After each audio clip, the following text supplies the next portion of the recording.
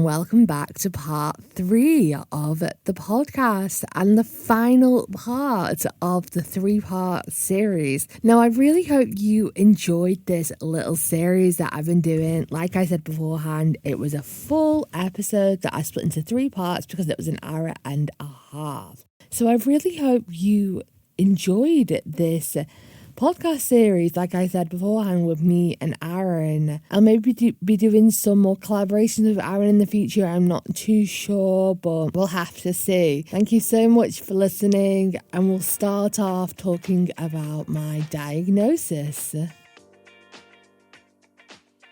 With the autism private thing, it wasn't completely private. It was like partly private, but it only took 4 months to get a diagnosis. So I suppose that's quite quick. But I guess it's still, like you did say, in terms of like when you had that year of the ping pong, it was like a year of when you're in 4 months to actually like knowing that you need to you went to pursue a diagnosis to actually getting that diagnosis.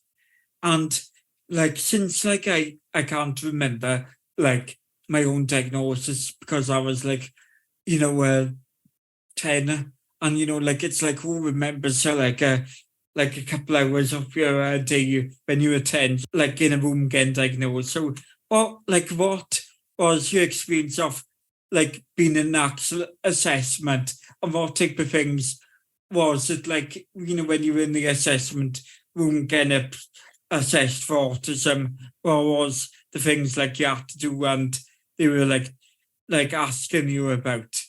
So I had I sort of had like 2 assessments, because when you go private, it's like, well, when I went private, it was slightly different. The way I did it was I had a 4-hour session with sort of like, not a psychologist, but it was like someone that was just one down from the psychologist, and they made all like the notes. They asked me about my whole life story. My mum was there next to me, and they were just talking about my childhood, school, growing up, what I was like. And then she relayed the notes and gave them to the psychologist.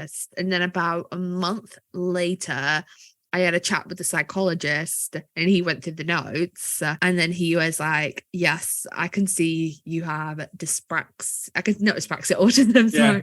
Yeah. I can see you have autism. I'm going to give you the diagnosis.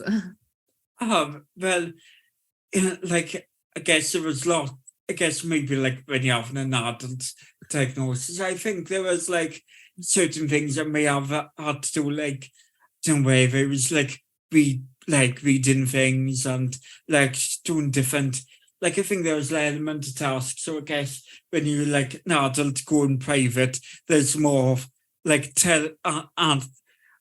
answering things and like telling you like life story in terms of like what are they like telling traits from over your life. And so like what was the feeling of after diagnosis, and what was like the feeling from like your mother when you finally got the diagnosis? I think I was just happy. I was like happy, but like I've been like self-diagnosing like for an entire year. So I already knew I had autism. So it wasn't like a big like, I don't know. It wasn't like a big surprise. It was like on a random Tuesday afternoon at like 8:00 at night. And so what was like something that like for autism and evidence, what was like the experience of like self-diagnosed, and like is it something that like when you were self-diagnosed as being autistic, is there something that you were like talking about like and disclosing to other people, say like whether it be like friends and family members, before your diagnosis, were you telling people that you were autistic? And what was like, and what's the experience of having to self-diagnose and people's reaction to that? So at the beginning, it started off as I think I'm autistic, and then I'd say the reasons why and stuff. But as it slowly started going on with close friends and family, I would say I'm autistic and they wouldn't 100% believed it too. So they would agree with me. Like my boyfriend would say you're autistic, my family would say you're autistic. But with everything else, but because I wasn't diagnosed, I'm very aware that people have like that opinion. So like on like social media and like people that I'm not close to, I would say I'm pretty sure I am autistic, just because I don't want the backlash. People go, well, you're not diagnosed.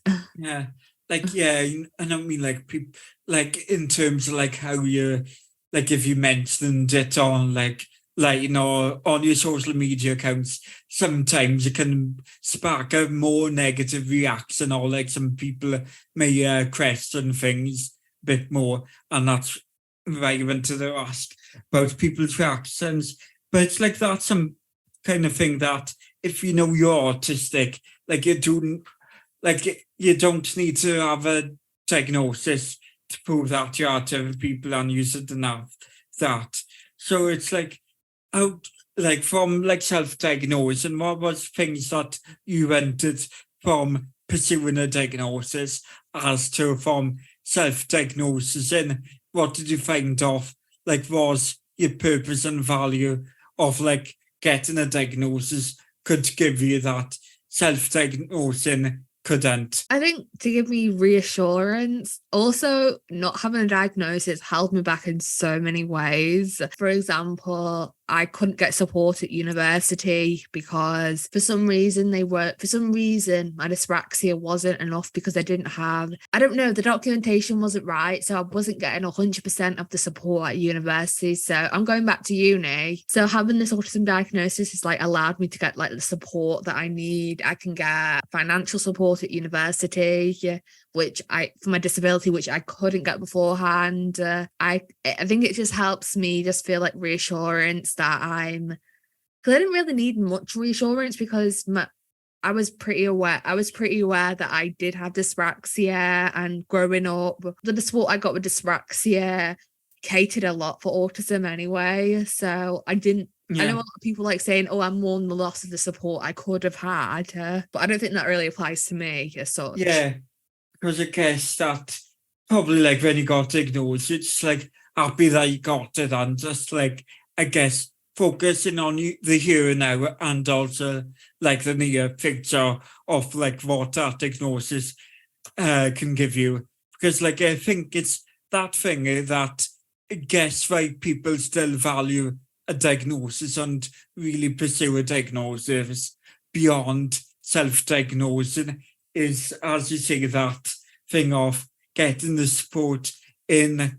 higher education, or education in terms of any in school, getting advice, you might not having that support as you might need. And that, I'd say that for when you were started, you was in university before, that was a barrier to getting the full support that you need. And so like in terms of when you was last in university and to when you're going into university soon, what was the support you could get, and what, so in terms of like the support you got when you were got just had your dyspraxia diagnosis, and now would get with dyspraxia and autism diagnosis? With the GP, when I got diagnosed with dyspraxia, they didn't want to label me properly. So they didn't put it on the system properly that I had dyspraxia. So the school knew that I had dyspraxia. College knew I had dyspraxia just because they were there through the process. But it wasn't marked on the system properly because for some reason they didn't want to label me. Yeah. So it was like hard getting evidence that I had dyspraxia, meaning that I didn't really get much support. Do you know what I mean? Yeah.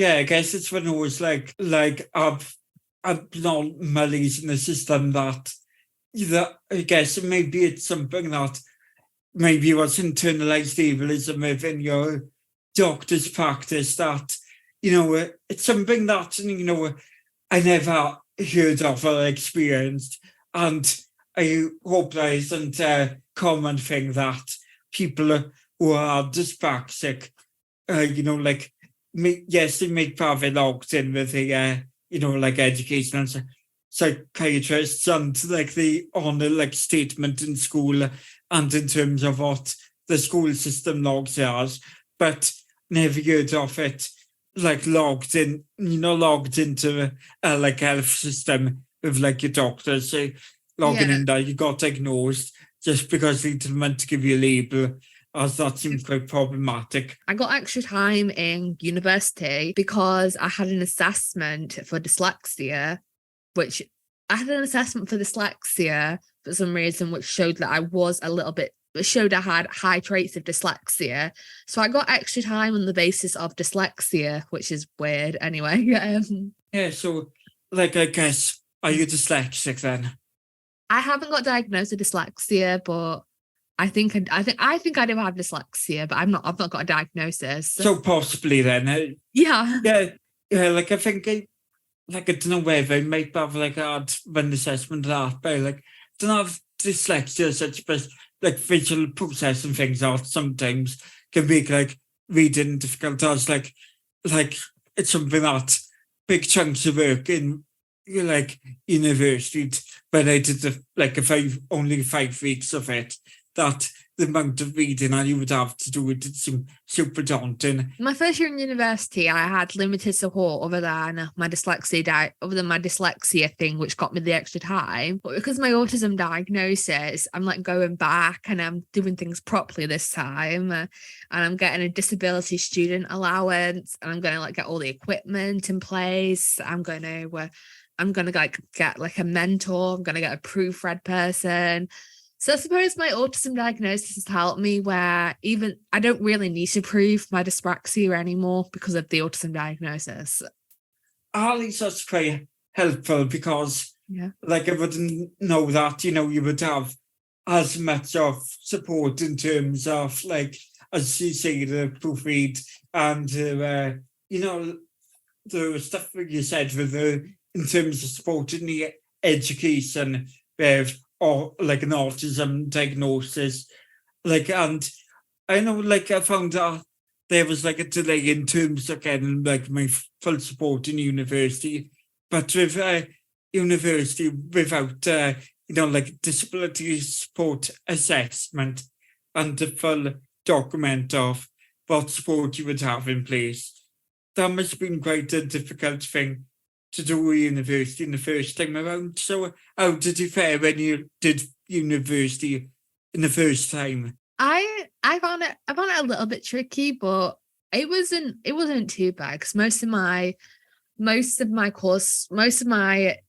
things that I was doing at university was practical because I had a practical course. So we had no exams in my course. It was all either practical coursework or some assignments to do, but very few assignments. So what I did was I got extra time on absolutely everything. So I mainly just got on my parents and my boyfriend to proofread stuff. Yeah, probably like a practical course would be like a bit more easier because like I think, it was politics I decided to try and study, and it was something that only lasted like probably like only did like 5 weeks worth of like lectures and stuff like that, because like I think sometimes what can be quite challenging then is when you start in university is when you got like the new environment to adapt to it and to new like sets of people, the social aspects of it, then to like, challenges with finding out how to, like write assessments, read in volumes I never read in before. And, like you're doing a lot of the work in a different way to when I would have done in sixth form. So it is quite something that is difficult now, to, like this, there was so much, like variations of things that I had to adapt to. And it's like it wouldn't be as bad if there was like only one change at a time. Well, like, so as I say that, you did leave university. So is it that, did you complete the first course you were doing, or did you leave for some sort of reason? If you don't mind me asking. I finished. I graduated. Oh, you did. You like for initial like degree, is it? Yeah, I got a 2-1. Yeah, and what was it like doing that with like out to all the full sport and also having like multiple changes going on at once? I loved going to university. I didn't mind the change at all, just because I went to two open day. The open day twice, just so I could get a proper feel of what it was like. I went to the accommodation twice beforehand. I knew where I was staying. I did like a 3 tours around the area. I made sure like where I was going, and we had group chats beforehand where we could talk to people in our flat so that we could get to know them. I feel like everything was like slowly, like it wasn't like a massive like shock or anything. Yeah. Everything was just like slowly like brought to me in the end, where I could process it really well, and in the end, like I loved it.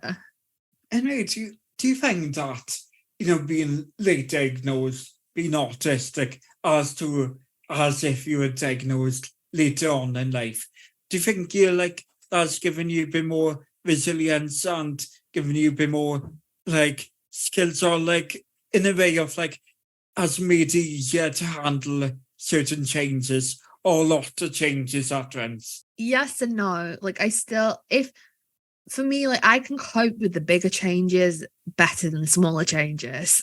Yeah, that's definitely something that I find it probably is total opposite for myself, because like when I tried university, as I said, it didn't last long, 5 weeks, and like I say, all those big changes were at once, and I guess how my mind works, like I'm not too bad if like it was only one thing changing at once. So like, but like it seemed like so many different things changing at once, and then it was like my mind got so anxious with that, and so I guess it must have been quite something just to manage that without too much anxiety or going into burnout. I think towards the end, I went into burnout just because I didn't know how to schedule and plan my work. Just because when you're in final year, you have no lessons, and you have something called a final year project in my course, where you get the brief, you get what you need to do, and then you're just out on your own.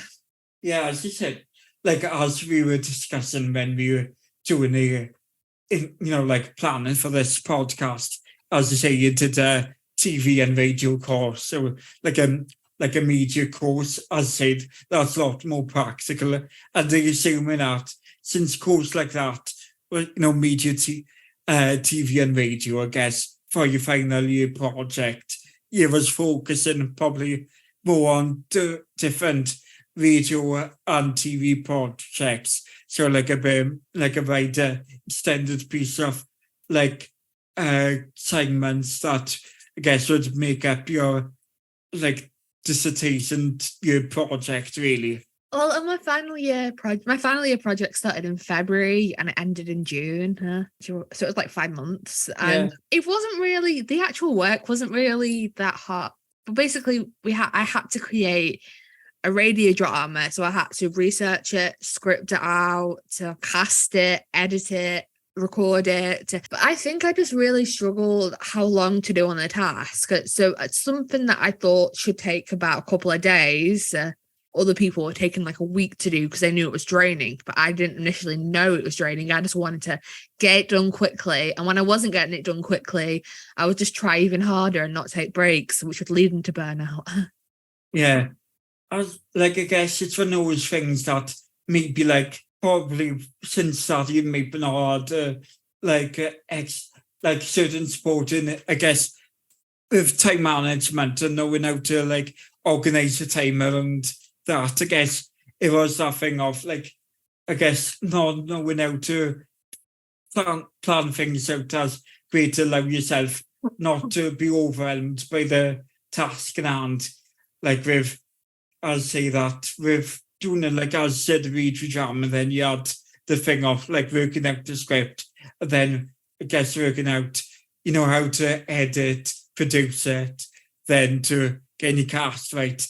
Then that is something that you'd think that would take a week or two to do.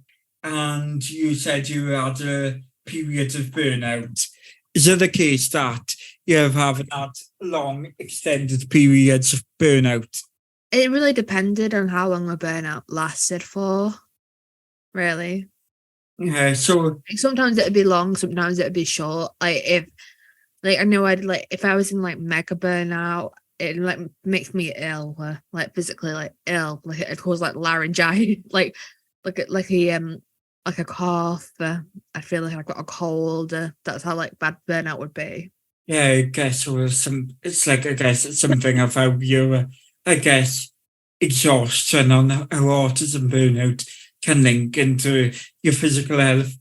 Yeah. And like, I was saying that, if you get to win your course on video and TV, but you focus more on videos yourself because, like you do a video. So as you say, already got a career in mind and you're already doing a video. So when we were planning this podcast interview, we had a conversation beforehand, as mentioned earlier, and it's like you were saying in that interview that we were doing, that you were bursting and booming with different ideas of like content you may record for the podcast on your Instagram channel that you do reels of and Instagram posts. And so it's like you got so many different ideas and ways of your careers going. And I think that like there's potential that more times maybe we could do a podcast collaboration and work together again on podcasts. Yeah, definitely. Yeah. Is there any other questions you would have? I think that was everything I wanted to ask. So you, even though like this is podcast collaboration, you put it out in your podcast feed. It seems like it led me to all the questions, and it seems like I had a good time, chatting to you about some of your stuff. And if there's any questions you would have asked myself that you haven't already answered, I just asked you like a few conclusive questions I tend to ask right at the end. So I tend to ask, is there one thing that you would like to see changed for neurodivergent people and disabled people in society, in the world, or wherever? What is that one thing you would like to see changed for neurodivergent people? I don't know whether I can't speak for people like with physical disabilities, but yeah, I think with neurodivergent people, like especially with dyspraxia, I think I'd want it like more known, have like more education about it, especially like in schools and stuff. I feel like the education for neurodivergent disabilities, like either from word of mouth or doing your own education. I've never known it like where it's like been taught in school. Or maybe it has and I don't know about it. If people want to know more about certain things and certain resources that help you to learn about being autistic and neurodivergent dyspraxic, any accounts on social media that I recommend people like certain YouTube channels that helped you or certain Instagram accounts that you think people should follow if they want to learn about more? I think there are a lot of people on Instagram and YouTube who have great content. If I was naming all the people that I'd recommend, I'd be like going on for like hours and hours. It's not like one or two particular accounts that you would recommend, like only like a small few that think people could follow? You could obviously like follow me, yeah. The people I follow, Autistic Collab, Thomas Henley, yeah, people like that. And what's your for people if they want to follow you? What's your social media account? So my social media account is Life Through Dyspraxia, and that's on Instagram, Facebook, and YouTube. And I'll say if there's any other time that you want to come on again, I'll happily have you back on the podcast. Oh, thank you so much. Yeah, thanks.